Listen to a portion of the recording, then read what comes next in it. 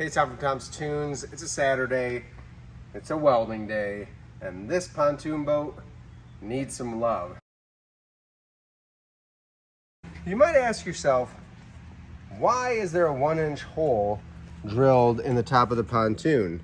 Well, this picture I'm going to post right now is going to explain that pretty well.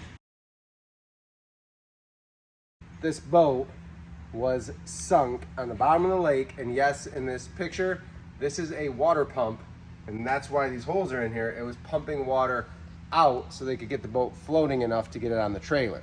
Our first step is going to be closing up the top holes on this pontoon and the other.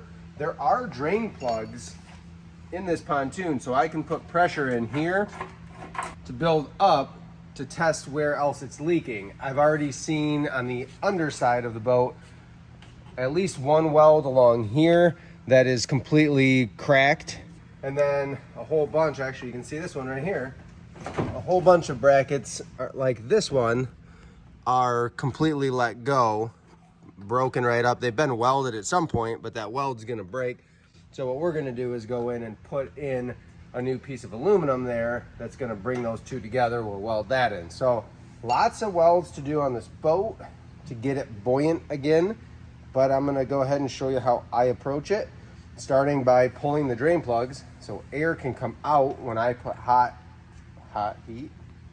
When I put heat on the pontoon, I need somewhere for the air to go, otherwise my weld will blow back at me. So we'll pull both drain plugs out, set those aside, and then I'm gonna close these holes up so we can pump some air in and see just how many places this is leaking. Is it just one bad leak, or is it a whole bunch of little leaks that are letting water in? I should mention, the customer said that this was leaking way worse when the boat was beached versus floating. Beached, it sunk to the bottom in like 3 days. Floating, after 6 or 7 days, it had water in the Toons, but not nearly as bad. So there's a couple things.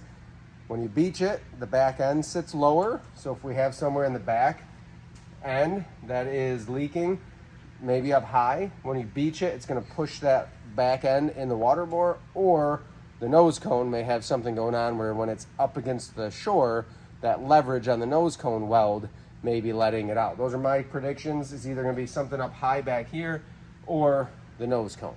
Let's dig in and see what happens. The first thing I do when I'm welding on a pontoon is I clean the heck out of it. So this is sanded with a flapper disc. Take that first top layer. Aluminum oxidizes. That's its way of rusting, I guess you could call it. This top layer is full of contaminants, filth, dirt, minerals, whatever, but it also has a shell on it. I like the explanation of it kind of being like an egg. This hard shell takes a lot to get through. Once you punch through, now you got thin aluminum underneath, it's gonna melt way faster. So we take that top layer off. Now I'm gonna wipe it with some acetone, and then I'm gonna wire wheel it with a wire brush, stainless steel, to get it real clean. I could go around and TIG this. This one's a bigger hole than the other side. I think, and he was okay with it, we're just gonna put a patch on it and weld a little square patch, and that's gonna make things a lot easier, faster, and save him some money. Might not be as aesthetically pleasing as filling this in with weld and then sanding it, but he was okay with the patch. This boat's already got a few patches.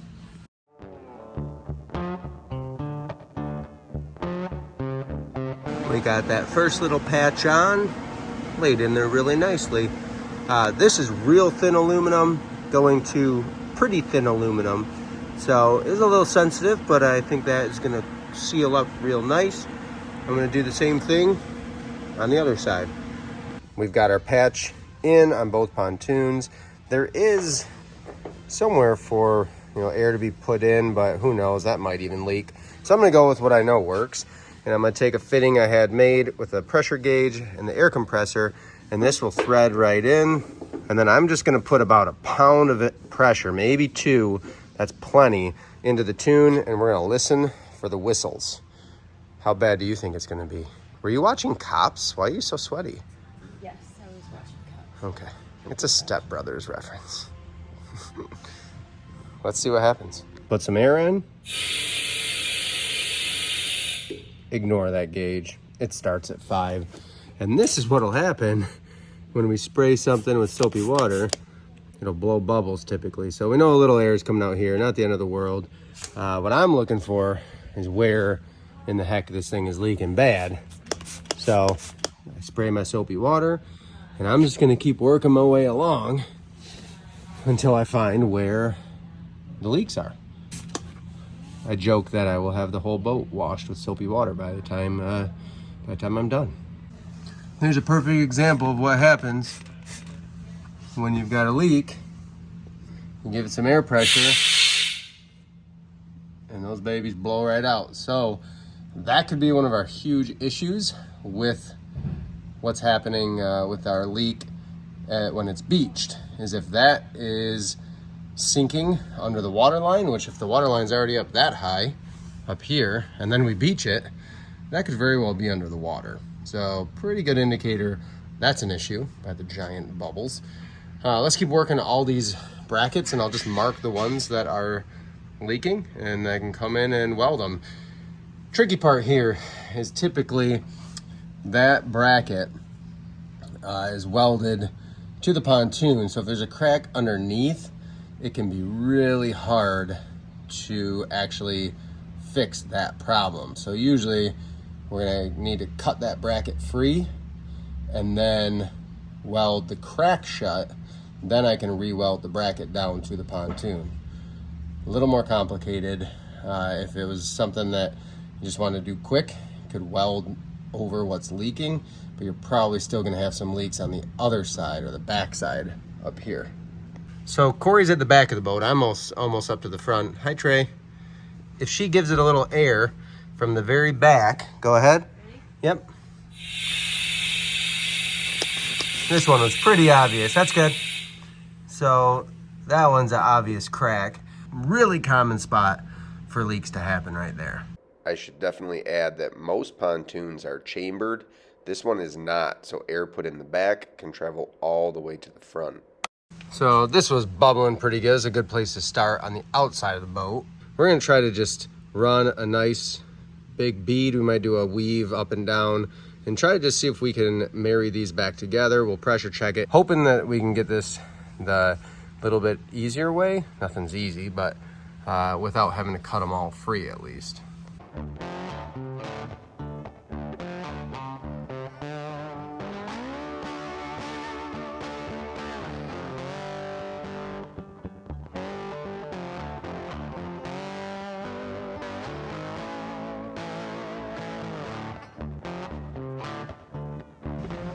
So here's what my customer opted to go with. What we're gonna do, just like I've done here, clean this real well.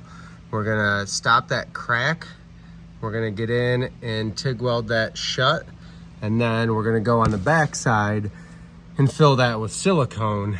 Listen, you can hate on it all you want, go ahead and comment, but this boat's 50 years old, and cutting every single cross member bracket here that's leaking, and cleaning everything, re-welding everything with the deck intact, I mean, they'd have thousands of dollars in repairs, and we're only on the port side. So doing this takes me 5 minutes to clean it, weld it. I gotta do it several times all the way down the boat. But if I do that and I silicone it, I've done this before, boats have come back and had 0 leaks because we get in there really well with the welder and the silicone, and it saves them a fortune. So here's a prime example of what this can do. This one, believe it or not, has 0 front and back. It's not leaking at all. So that one's completely sealed back up just by tucking some weld around the corner and weld in the front. This one, as you can see, we went from leaking across the whole front to now just leaking in the corner here. So that's pretty typical when I do this style, but I'm gonna stack silicone on the inside of that, and that's gonna seal up really well. So I still wrap my TIG around, or my weld around, and then that's gonna let that silicone lay in there and keep things sealed up really well. Well, we're all welded up. I think this was his biggest booger right here. That was actually a hole. I'll put a picture right here. But that was a hole just straight into the aluminum. No idea how it got there, almost like a puncture. So that would have been leaking all the time. And that patched right up. No more bubbles there. I've probably welded on more than a dozen pontoons now. And these brackets, I mean, when the boat is intact like this, you got a deck under there, you got no room to work. You're running your foot pedal with your knee. You're gonna get what you can out of it. And on a 50-year-old boat like this, if we keep it now from leaking for at least a few more years, maybe every 5-10 years, I got to put more silicone on the backside. I think it's gonna be just fine. It's a small lake. They got access to it, to the boat, getting it in and out. It has drain plugs. I think this is gonna be a great fix for a good cost-effective way of doing it. And we fixed the structural issues with the boat. We were able to fix those brackets. These brackets here, just put a plate in there and welded it back together. So those are now not hanging, bouncing around, should help the whole structure of the boat. Now that's a wrap on this project. All in all, got the big problem fixed right here. So that was the biggest thing I think that was making this bugger take on water. And now we fixed the other issues that it was having when the water was up high on the pontoons, typical on these smaller diameter, older Toons. Thanks for watching. Be nice with the comments below. I'll always read them, but it never hurts to be kind.